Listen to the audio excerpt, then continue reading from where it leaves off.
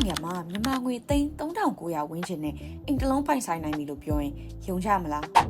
ဟုတ်ပါတယ်ဒီ project လေးကတော့ Thailand top developer Sansiri ကိုယ်တိုင်စောက်ထားပြီးတော့99 square meter ကိုမှ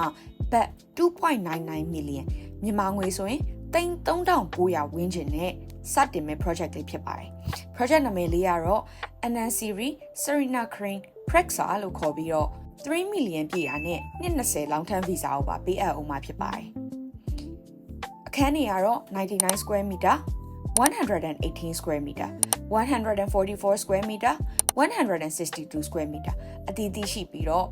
အခုလိုမျိုး99 square meter အခန်းကိုတော့မှအိတ်ခန်း3ခန်းရေချိုးခန်း2ခန်းအဲ့ဒီအပြင်မှာကားပါကင်နဲ့ဒီလိုအောက်ထပ်ကအခန်းလေးတွေဆိုလို့ရှိရင်သူတို့က multi purpose room လို့လည်းထပ်ခေါ်ပြီးတော့ home office လုပ်မလားကလေးအတွက် study room လုပ်မလား dressing room guest room ကိုကြိုက်တယ်လို့မူးမှန်လို့ရရင်เนาะ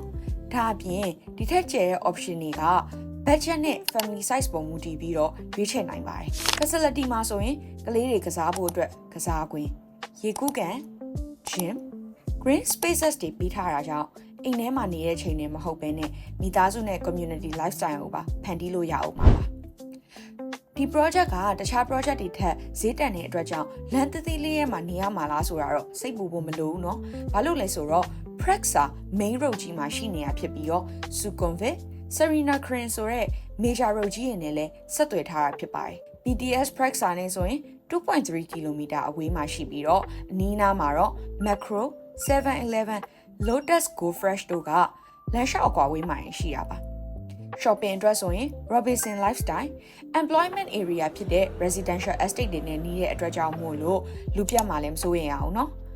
အဲ့တော့ဒီ project လေးကိုအသေးစိတ်မေးမြန်းချင်နေဆိုရင်တော့ကျမတို့ရဲ့ Living in Thailand ထိုင်းမှာနေမယ့်အိမ်ကိုအခုပဲဆက်သွယ်လိုက်ပါ